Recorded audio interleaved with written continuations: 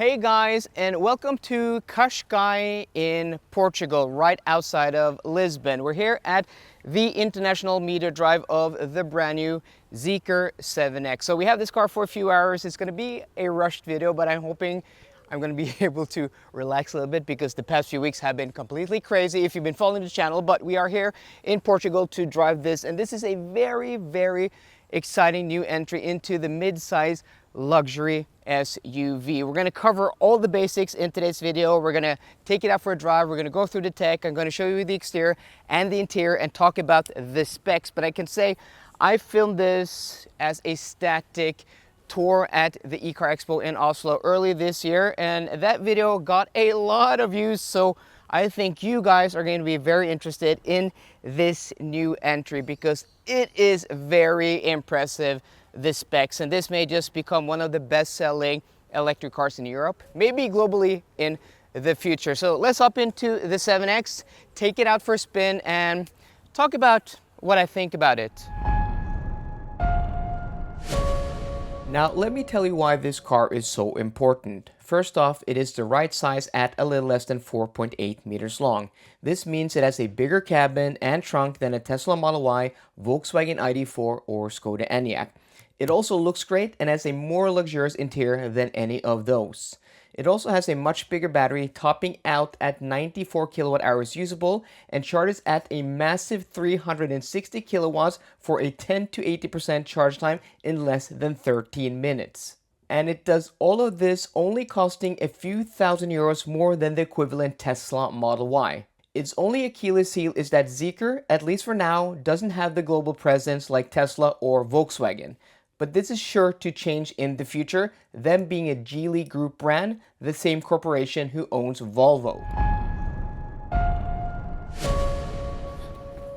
To open up the doors of the Zeekr X, you press the button here on the B pillar and the door opens up electrically because this car has the optional electric doors, which if you don't want them, you don't have to option them, and if you do have them, you can actually turn off the electrically opening and closing function. So to close them, you press the button there on the door, or you just tap the brake pedal and the doors close. This car also has one of these proximity keys which unlocks the car when you walk up to it and locks the car when you walk away from it. But what's nice about this, unlike this car's cousin, the Polestar 4, which I've been testing over the week in Spain, this also has physical buttons on it to lock and to unlock, unlike that car. Because these proximity keys, in theory, are a good idea, but in practice, they don't work a lot of the time, and it's frustrating when you walk up to the car and the car doesn't register the key, doesn't unlock the doors automatically, and you have to walk back and forth, or you have to, press the door handle. Having a key with override functions is just a smart idea, so good job there, Zeekr. So, for the driving portion, I'm actually in Norway, close to my house, because, and we'll be back in Portugal later on in this video, so we're hopping, back and forth. It's 9 days later in Norway, and that is because once we set off from the hotel in Cascais, the skies opened up like I've never seen before. We had rain of biblical proportions, and it was actually dangerous to drive because there was so much water coming from above. It was just really terrible. But not only that, which affected my driving experience of the car in a negative manner, I had issues with the specific car I had driven because they did a software update of the power steering overnight, and I had an annoying error message. This steering wheel icon just kept blinking and blinking frenetically for the 2 hours I was driving that car, which just drove me completely crazy. And to mitigate that, I just taped over the icon. So we're having issues with this car, and I'm a little bit frustrated. And there's an icon here that just keeps blinking and blinking and blinking. It's so annoying. Doesn't matter if I have both hands on the steering wheel or whatever looking, it just blinks and blinks and blinks. We tried resetting the car, so I have another solution. And that is just taping over it, because this is it's just annoying. It blinks at me every time. That's why you have warnings on the screen to get your attention, but this is just super frustrating. So it's driving me crazy. I'm gonna do this, put a piece of tape, there we go. Problem fixed, there we go. Perfect. But I didn't really get the proper driving impressions of that car because of the weather and the issues, and also the navigation system was acting up. So, you know, the video, the clip I filmed down there was more me being annoyed and in a bad mood and driving in bad weather than actually giving you the driving impressions of the car. And once I told Zeekr, you know, later that day at the dinner, they thought it was very unfortunate. But after I landed back in Norway, the guy at Zeekr contacted me and he said, hey, we have, you know, a car you can drive in Norway before the embargo. Do you want to test it out? It's gotten a software update with the issues you experienced should have been resolved now. And this isn't the final software update. There's still going to be more iterations improving the car, you know, stability of the infotainment system and also ADAS features in the upcoming month to two before customers take delivery. And I'm like, sure.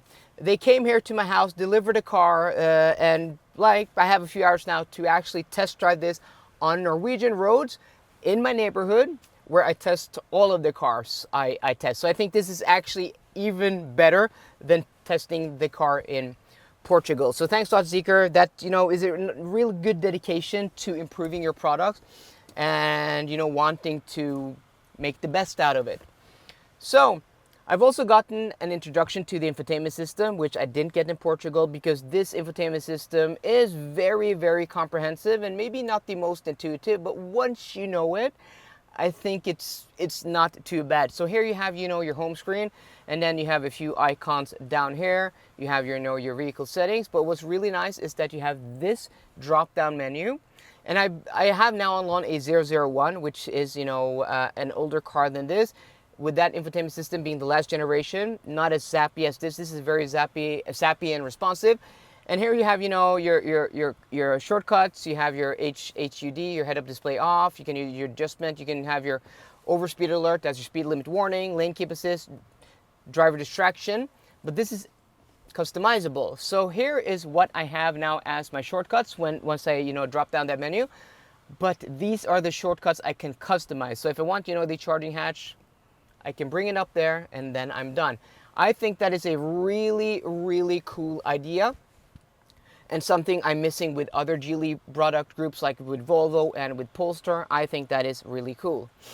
So with like the Polestar, you don't have a split screen with the 4 where you can have your customizable tiles. That's not available here. So, you know, maybe they can take the best of both worlds and implement them. And also this being, you know, built on that SEA platform, to do your mirror adjustments and your steering wheel adjustments, you have to do that in a menu. So you can go in here, and then you can go into your, there should be like a shortcut somewhere. Yeah, here, this HUD, this is your shortcut. And then you can do your side mirrors and stuff like that. But also if you just, you know, just tap the seat controls, it will give you this menu. So you can do your adjustments here of your side mirrors. And what's really nice is that instead of, you know, the touch capacitive D-pad you have on the Polestar 4 and the Zeekr 001 that don't work particularly well, here, let's go back into that again. Here you have physical buttons, which is just awesome. And they are super, super responsive. So I really, really like that. So let's see if we can do the steering wheel also. Yeah, look at that. It just reacts right away. So that's really nice. So we're going to save that position and take this out for a drive here in the suburbs and also on the motorway.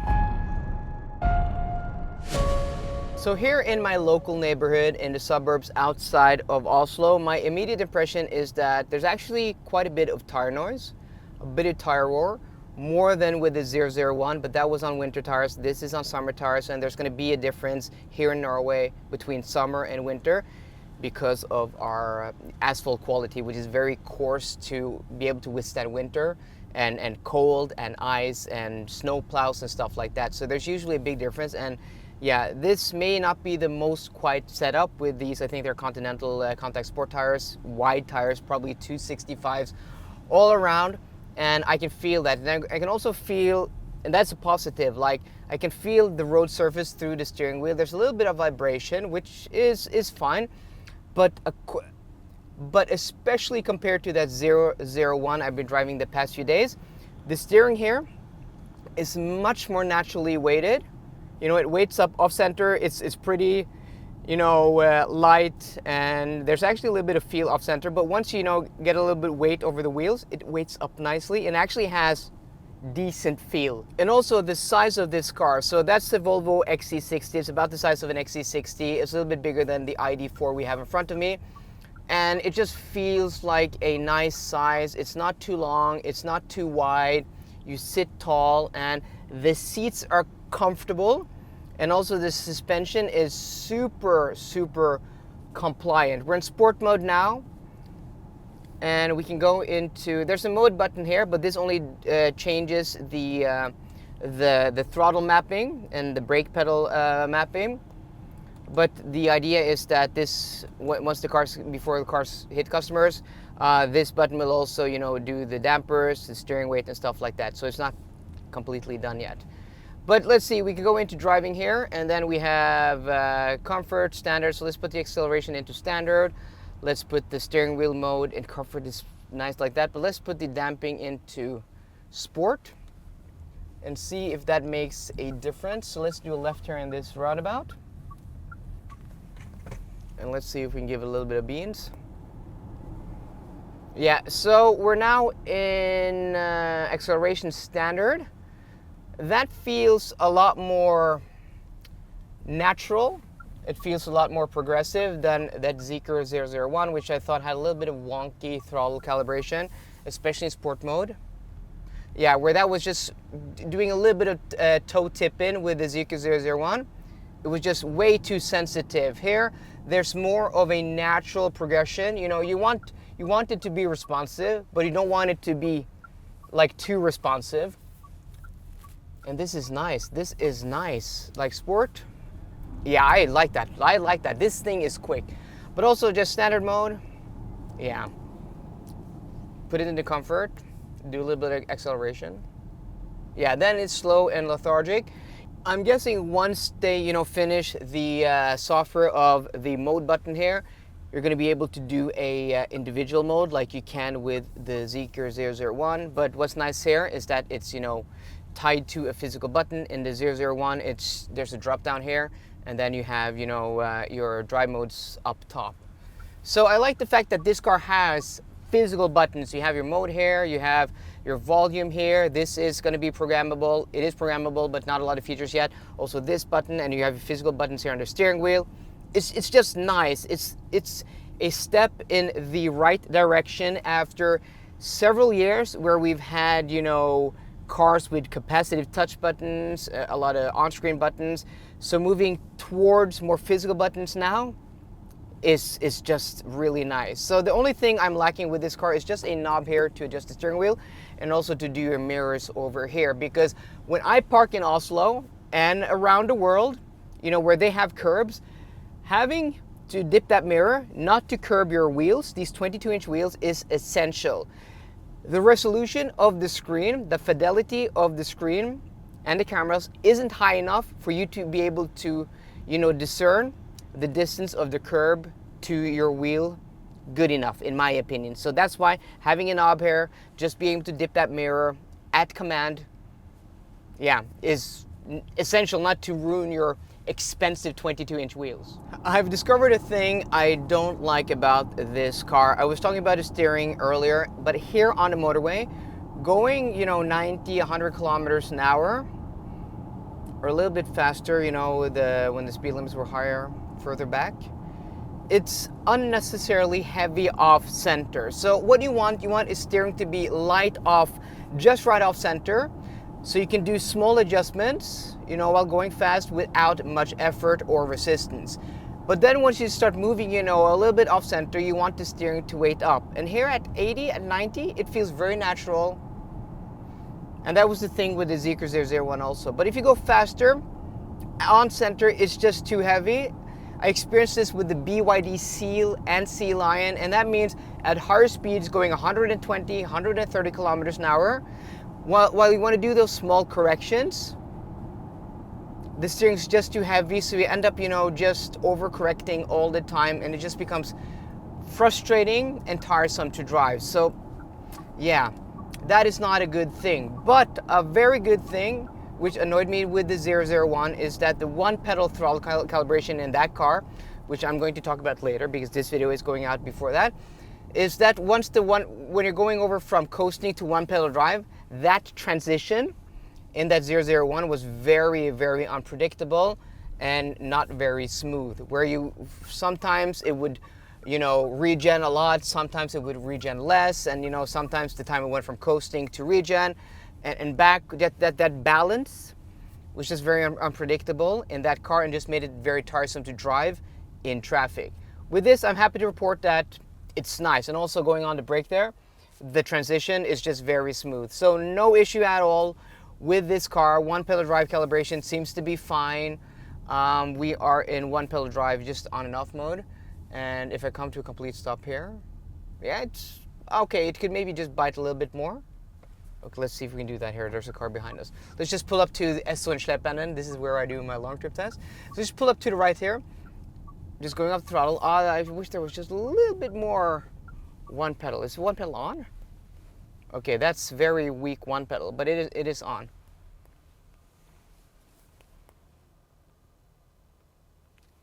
Okay, that is very slow one pedal. So I would like an option to have just a little bit more aggressive one pedal, but at least that transition is nice.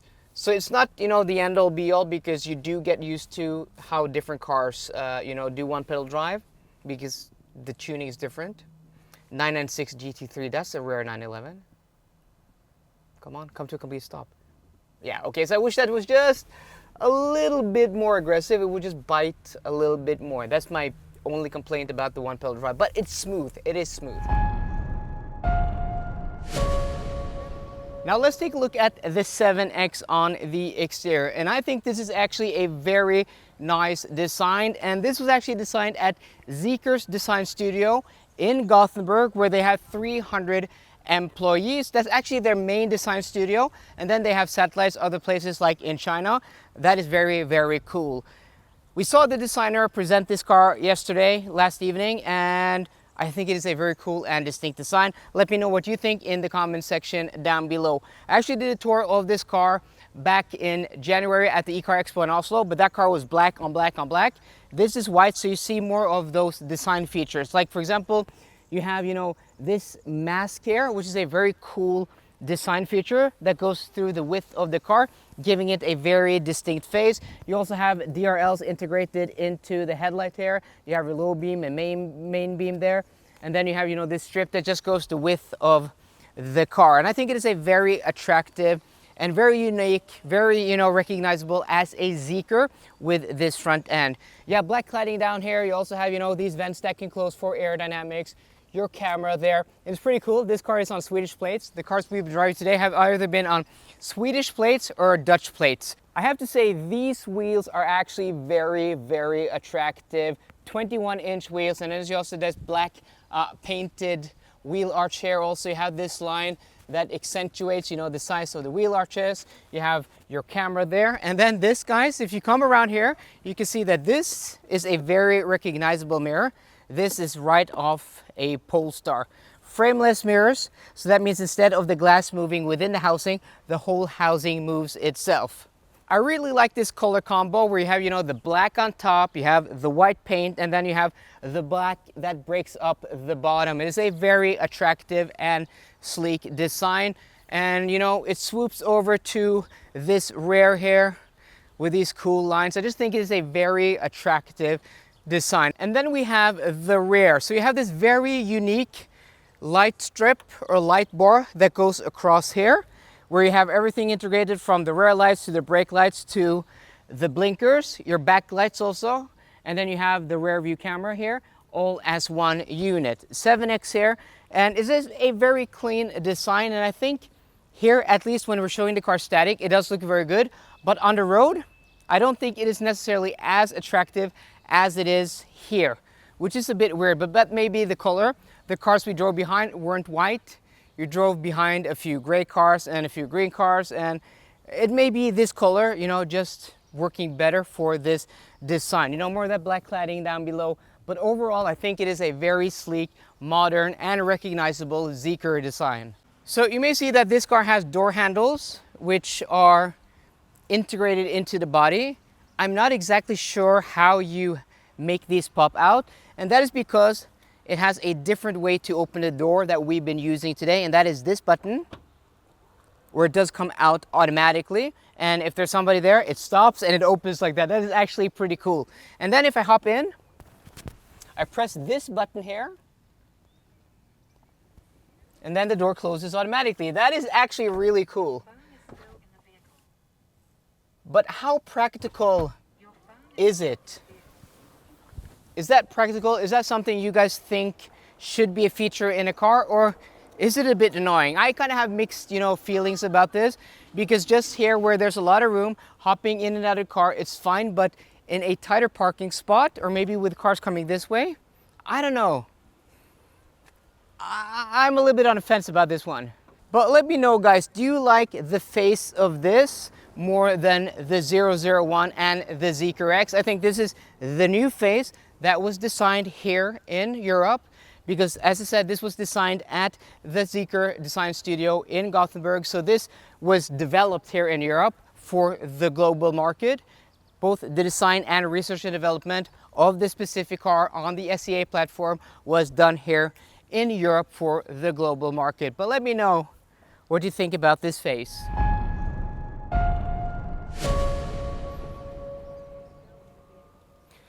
Now let's take a look at the interior. And this car, you can either press the button there or put your foot on the brake pedal to close the door. They have this phone which is attached to the car for this event, so they can track us and stuff like that. That's why it's, nagging about the phone being in the car. Yes, we know, but that is a nice feature. So I mean, this seat is set to my driving position, and I haven't even sat in this car. So that is actually pretty interesting.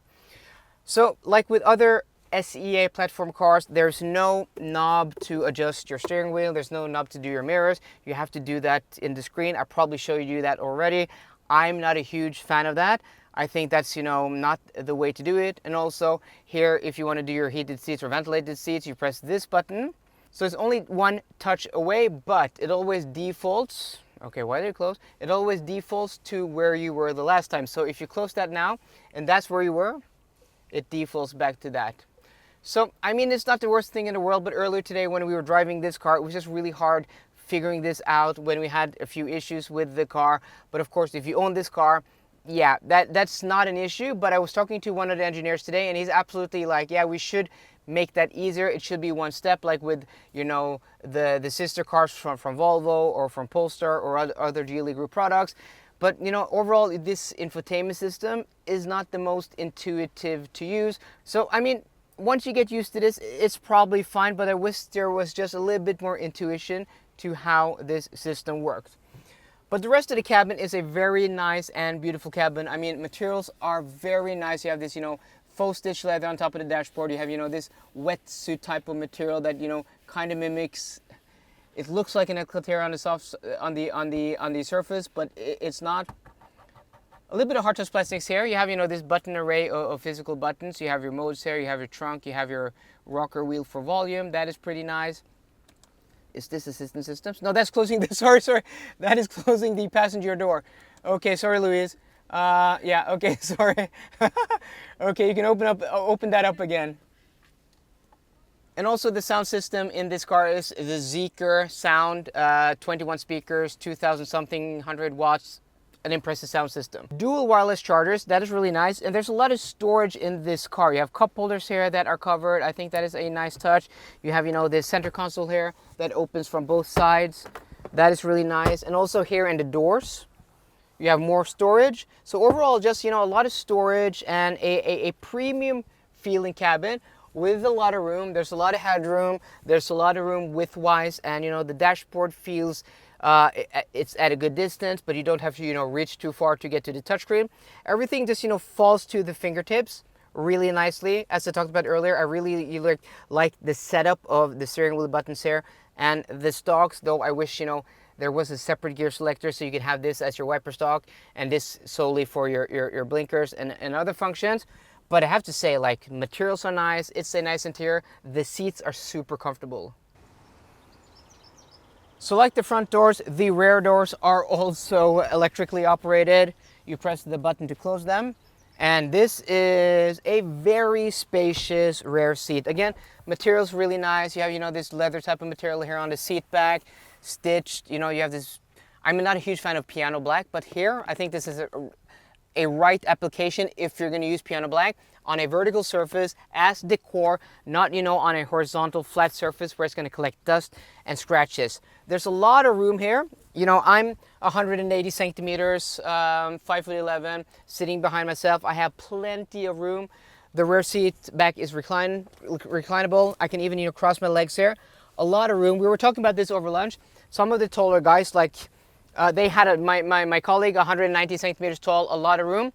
They said there's so much room here, they wish they could adjust this lengthwise so you could get even more storage in the rear, which I do understand, but still a really nice rear seat, nice center console, and a lot of room and just nice materials overall.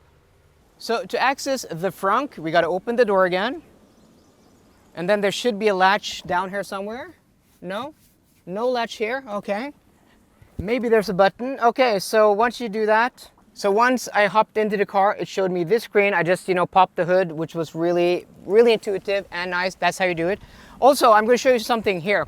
Because the doors are electric, they are shut resistant. You can't slam the doors, and they have soft close. Like if you have kids and you want to shut the door, you can't shut the door.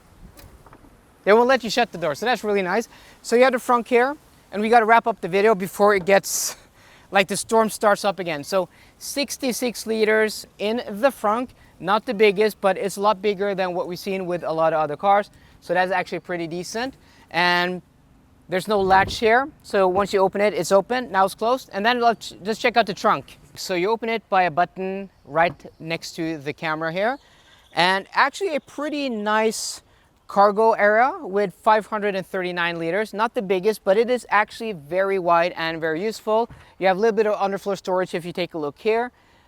Even this car, with that stereo system, with that subwoofer, that doesn't take up all of this space. And also, that's pretty nice, kind of like what Volvo had with their, partitions, where you can leave that in an upright partition and you can have stuff here and stuff there without, things flying around. That is actually something I do think is actually really nice. So 539 liters, that along, with that front of 66 liters and a towing capacity of 2,000 kilograms, actually a pretty useful and decent family vehicle.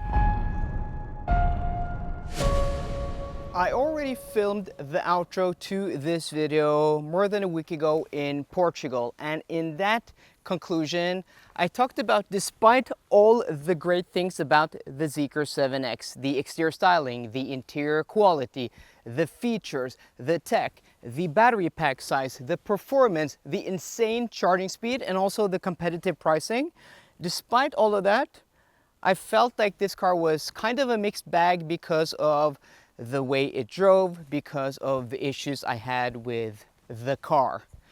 But I'm really glad that Zeekr reached out and, invited me to test drive this again here in Oslo, right outside of where I live, on the roads I'm used to, and giving me, a few hours to reshoot the driving portion, and also them, giving this car a software update. And they've assured me that more software updates are coming before cars go to customers. So what we're seeing here isn't the final product, it's just gonna get better and better.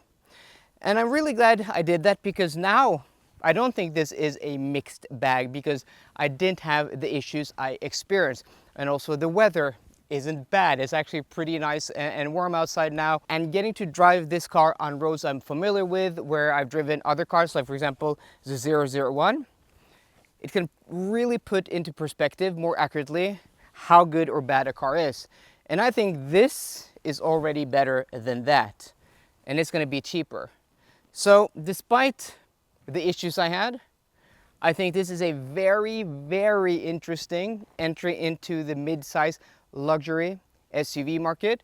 And if you can, look past the badge, this being, a Chinese-European collaboration, joint venture, designed in Sweden, a lot of the research and development done in Europe, or most of it for the global market. The parent group is Geely, which is Chinese. They also own Volvo and Polestar. If you can look past that, I think this is a very, very competitive car at this price segment. And it's hard for me to believe that this won't become one of the best-selling electric SUVs in Europe in the upcoming years. It is that good. And I can't wait to get one of these for a week of testing once they get the cars registered here in Norway after the embargo. So guys, let me know what you think of the Zeekr 7X down below. Are you excited about this vehicle, or are there other vehicles at this price segment and in this class of vehicle you think is more exciting? I think this is better than the G9 from Xiaopeng. I think it's better than just about every Chinese car I've driven recently. So guys, I hope you enjoyed today's video. If you did, please drop me a thumbs up down below, and for more car content, as always, please subscribe. See you guys later, and goodbye.